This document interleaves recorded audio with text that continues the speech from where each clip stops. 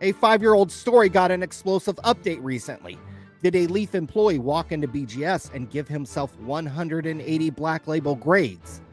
And does former CEO Brian Gray owe members of this hobby $25,000 because of it?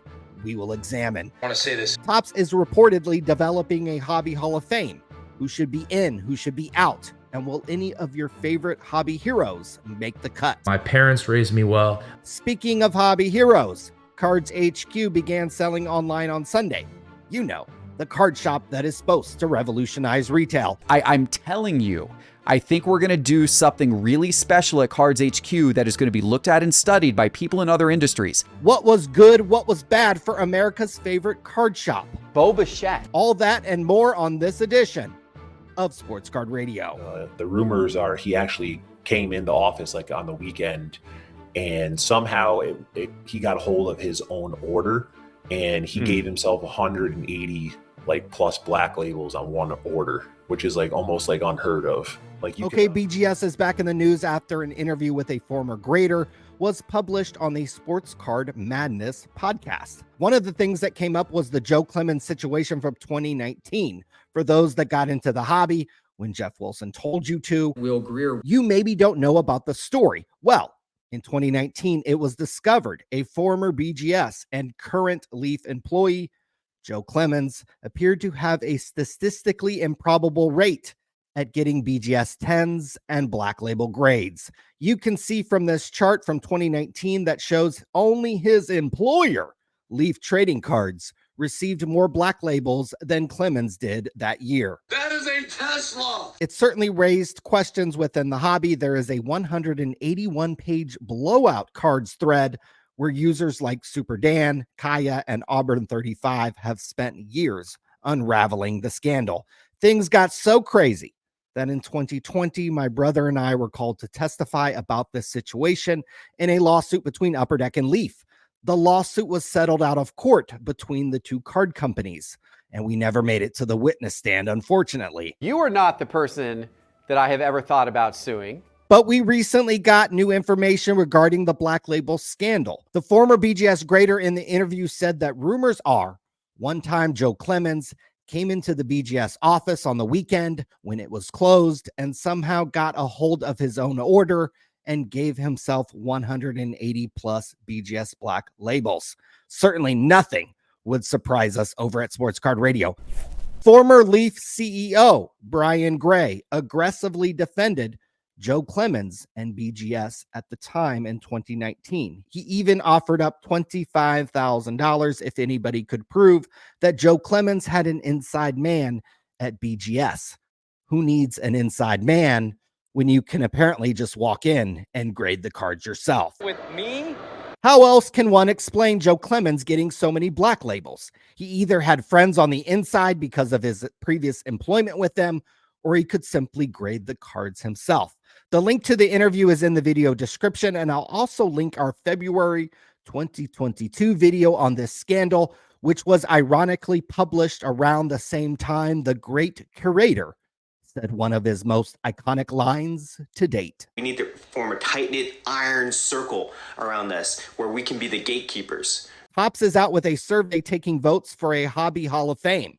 And I hate to be a Debbie Downer, but Topps is more likely to induct shop owners like Mel Lundgren or Mike Fruitman. TMI, perhaps, but I shower with Jeff all the time. Than Jeff Wilson, our card collector, too. There has been a lot of sports card dealers who have been kissing the ass of Topps well before Little Pullman was even born, to be honest. And not to break the heart of Mojo Sports, but I'd be surprised if any of your favorite hobby YouTubers make the list anytime soon. You know, you can call me a crybaby. You can say all this. Some hobbyists want your hobby heroes like Jeff Wilson and Card Collector 2 excluded from consideration. The Walking Dead saga said that this needs to exclude any of the people who joined the hobby in the last 4 years. Big Daddy Cool said that there should be no people inducted that started in the hobby after 2010. I'm not sure who will make it into the Topps Hobby Hall of Fame, but I can think of one person I'd certainly vote for. Fleer! Okay, CardsHQ started live selling on Super Bowl Sunday. In a 6.5-hour live stream, they sold 300 cards.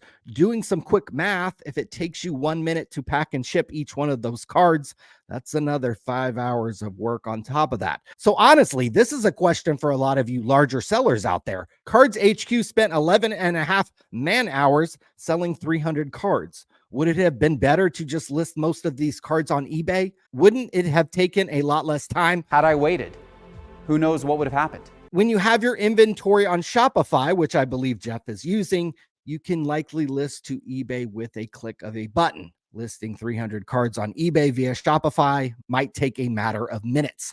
A myth about CardsHQ was that they could just go onto Whatnot and sell cards for well above comps. I didn't look up each card, but the only card that was really out of whack that I saw was this Patrick Mahomes card, sold for around $61 on their stream, when you can buy the same card on eBay for only $25.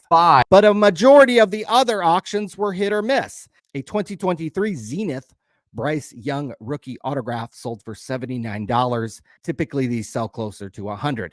A 2020 Prism Justin Herbert rookie card sold for $19. These usually sell for closer to $25.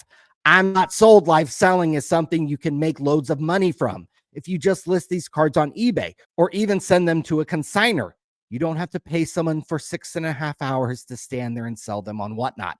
If you sent these cards to a consignment company, you also wouldn't have to spend nearly 3 to 5 hours packing and shipping these cards yourself. CardsHQ is paying somebody to buy these cards, paying somebody to stand there and sell these cards on Whatnot, and paying somebody to pack and ship these cards. I doubt this becomes a huge profit driver for them because it's just too labor intensive. Breaking news, it likely won't be the future of retail in America. CardsHQ is the future of retail in America. For all the hype and buildup about CardsHQ selling online, I thought the camera angles were average. The audio was terrible, which they acknowledged the audio problems on the stream. Not sure if the audio issues were on Whatnot's end or Jeff's end, but the presentation wasn't world class. And let's be honest, Jeff and the other people selling the cards have pretty lukewarm personalities. Perhaps they can watch some old Don West tapes for some inspiration. All of that with the rack boxes. One thing you can't mention on Whatnot while shopping for cards at CardsHQ is Sports Card Radio. According to Rippers401 on Instagram, he tried to type our name into the chat and any combination of the word Sports Card Radio is banned. Gatekeepers. I'm banned from CardsHQ, so some stuff I purchased lately elsewhere. I purchased 13 old Super Bowl programs for $85. We'll have to ask Jeff if that's a good deal. Got a framed Joe Montana autographed 11:9 picture. You all can keep chasing those Brock Purdy cards and let me know how it works out for you. Bought a Pablo Sandoval gold prism card for $45. This is one of the great all-time clutch hitters, to be honest. Congratulations. On eBay, I bought a Kareem Abdul-Jabbar autograph recently, and I saved the best for last. A Will Greer Ryan Finley dual autograph. Maybe I can get CardsHQ to buy it from me. Ryan Finley, I told you. That is all I have for you today.